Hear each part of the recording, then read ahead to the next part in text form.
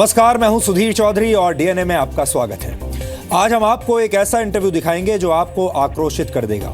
ये इंटरव्यू किसी नेता, मंत्री, वीआईपी, एक्टर या खिलाड़ी का नहीं है। ये एक सैनिक का इंटरव्यू है। वो सैनिक जिसे आपने कश्मीर घाटी से आए एक वीडियो में अपमानित होते हुए देखा था। हमने ये पूरा अनकट वीडियो कुछ दिन पहले आपको दिखाया था और बार बार ये कहा था कि ये अपमान देश सहन नहीं कर सकता।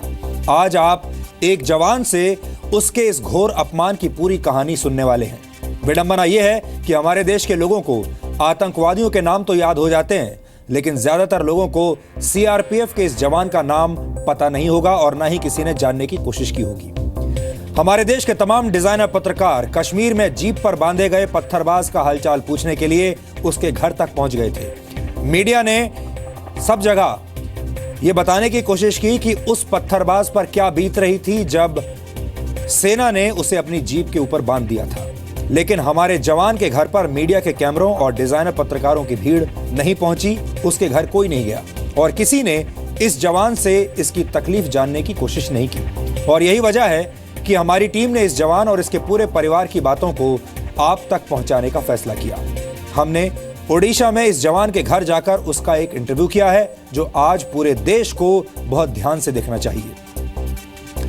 इसके बाद हम आपको मध्य प्रदेश के झाबुआ जिले में लेकर चलेंगे, जहां पत्थरबाजों का इलाज करने वाला एक नया आदिवासी फॉर्मूला सामने आया है।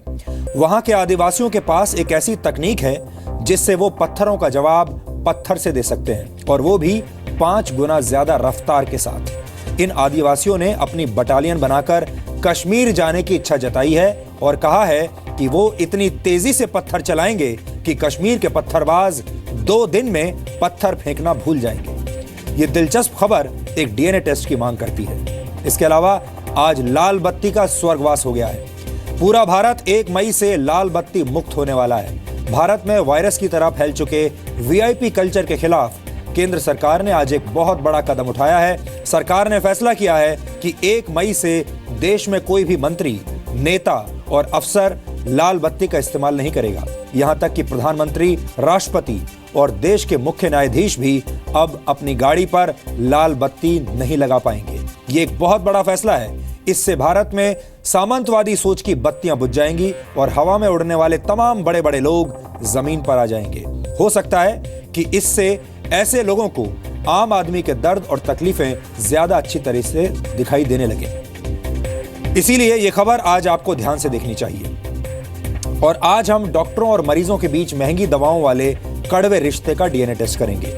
हमारे देश के बहुत सारे डॉक्टर मरीजों के लिए जो पर्चा लिखते हैं उसमें ऐसी हैंडराइटिंग होती है जिसे मरीज कभी पढ़ नहीं पाता और कभी डॉक्टर से दवाओं के संबंध में कोई सवाल भी नहीं पूछ पाता। हालत यह है कि भारत के डॉक्टर एक मरीज को सिर्फ 1 मिनट के लिए ही देखते हैं। इतने कम समय में मरीज को अपनी किसी परेशानी का हल नहीं मिलता और इसी के साथ मरीज के पर्चे में महंगी दवाएं लिखने का खेल चलता रहता है। कुछ दवा कंपनियां और डॉक्टरों की साठगांठ न सिर्फ मरीजों को बल्कि पूरे सिस्टम को बीमार कर देती है। हमें लगता है हमारे देश में आम आदमी को सस्ती दवाओं का स्वराज मिलना ही चाहिए और इसीलिए आज हमने इस विषय को बहुत सरल भाषा में आपको समझाने की कोशिश की है। लेकिन सबसे पहले आज की तमाम बड़ी खबरें नॉनस्टॉप न्यूज में। मोदी सरकार ने फैसला किया है कि 1 मई से देश में कोई वीआईपी अपनी गाड़ियों पर लाल बत्ती नहीं लगाएगा। राष्ट्रपति भी नहीं और प्रधानमंत्री भी नहीं। पीएम नरेंद्र मोदी ने आज कैबिनेट बैठक में खुद ये प्रस्ताव रखा, जिसे मंजूरी दे दी गई। सिर्फ इमरजेंसी सर्विस जैसे एम्बुलेंस, फायर ब्रिगेड और पुलिस की गाड़ियों को लाल और नीली बत्तियों के इस्तेमाल की छूट होगी। 1 मई से कोई भी व्यक्ति देश में और कोई भी व्हीकल देश में रेड लाइट नहीं कैरी कर पाएगा। पीएम का फैसला आते ही मंत्रियों ने तुरंत अमल भी शुरू कर दिया। कई केंद्रीय मंत्रियों ने आज ही अपनी कारों से लाल बत्तियां हटवा दी। तो आज से निकाल दिया। जैसे कैबिनेट की बैठक से आया तो मैंने उसके ऊपर का दिया, आज ही तुरंत निकाल लिया और कहा कि इसको अभी मत लगाओ। मैं समझता हूं कि आज कैबिनेट ने जो फैसला लिया उसका सम्मान करते हुए हम सब लोगों ने एक आदर्श हमारे प्रधानमंत्री जी हमारे सामने प्रस्तुत करते हैं और उसको हम फॉलो करते हैं। दिसंबर 2013 में सुप्रीम कोर्ट ने भी सरकार को लाल बत्ती पर गाइडलाइन बनाने को कहा था। राजनीतिक नेता वीआईपी तय होता है उसके कामों से, और उसके आधार पर ही उसकी जनता में पहचान होनी चाहिए। हमारे यहाँ तो पहले से है, हम तो अपनी गाड़ी में नहीं लगाते लाल बत्ती, ना मुख्यमंत्री जी लगाते हैं। 2019 में होने वाले लोकसभा चुनाव में वोट देने के बाद मतदाता पर्ची से जान सकेंगे कि वोट किसको दिया। कैबिनेट ने ईवीएम में इस्तेमाल होने वाली वीवीपीएटी मशीनों की खरीद के लिए चुनाव आयोग के प्रस्ताव को मंजूरी दे दी है। सरकार वीवीपीएटी की खरीद के लिए चुनाव आयोग को 3,174 करोड़ रुपए देगी। चुनाव आयोग को ये रकम 2 किश्तों में मिलेगी।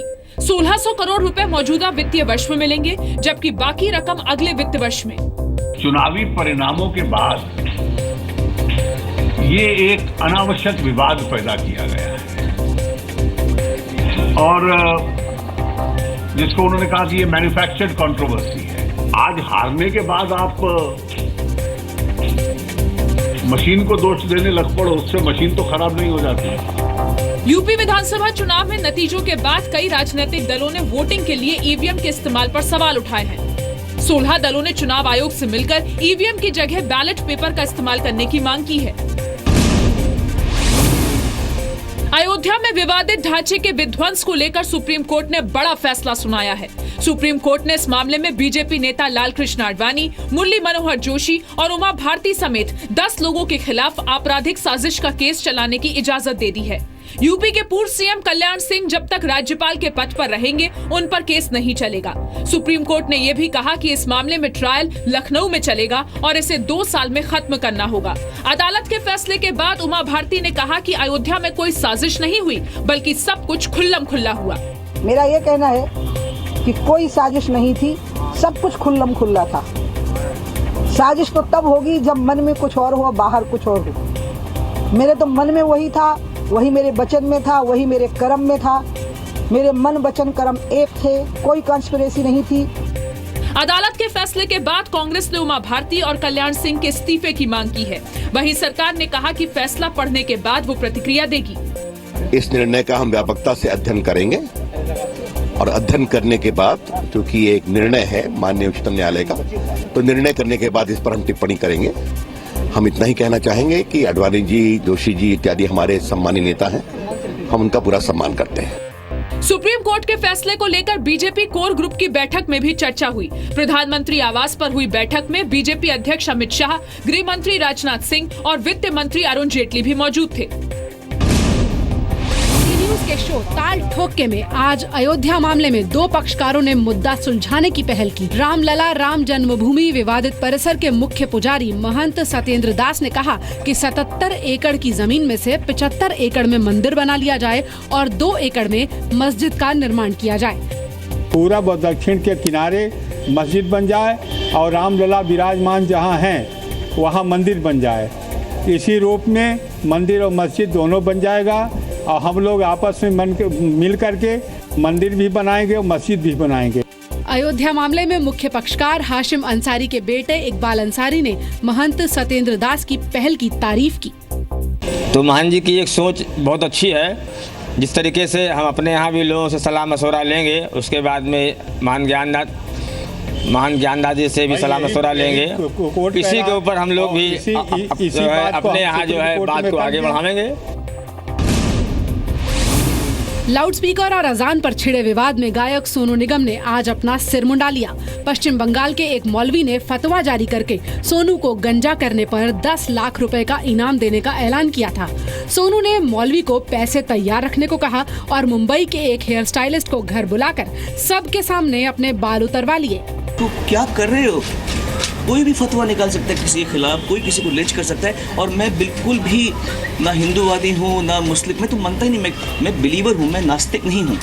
सोनू निगम ने फिर कहा कि उनका बयान किसी एक धर्म को लेकर नहीं था, वो खुद सेक्युलर हैं, लेकिन उनके चुनौती पूरी करते ही मौलवी इनाम देने से पलट गए। सोनू निगम ने मेरा एक बात सुना है, अभी भी 2 बात ड्यू है। एक बात सुना है, उन्होंने बाल काटा। इस बीच पानीपत की सीजेएम कोर्ट में एक वकील ने सोनू निगम पर धार्मिक भावनाओं को ठेस पहुंचाने का आरोप लगाते हुए क्रिमिनल केस दर्ज करा दिया है। यूपी के ग्रेटर नोएडा में यमुना डेवलपमेंट अथॉरिटी ने 6 बिल्डरों पर बड़ी कार्रवाई करते हुए उनके 17 बिल्डिंग प्लान कैंसिल कर दिए हैं। इन बिल्डरों पर बिना नक्शा पास कराए कंस्ट्रक्शन करने और गैर कानूनी ढंग से फ्लैट बेचने पर कार्रवाई की गई है। जिन बिल्डर्स के प्रोजेक्ट कैंसिल किए गए हैं उनमें गौरसंस, अजनारा, जेपी ग्रुप और ऑरिस इंफ्रा शामिल है। ये सारे प्रोजेक्ट्स यमुना एक्सप्रेसवे के नजदीक है। योगी सरकार ने कल ही IAS प्रभात कुमार को यमुना अथॉरिटी का चेयरमैन बनाया था।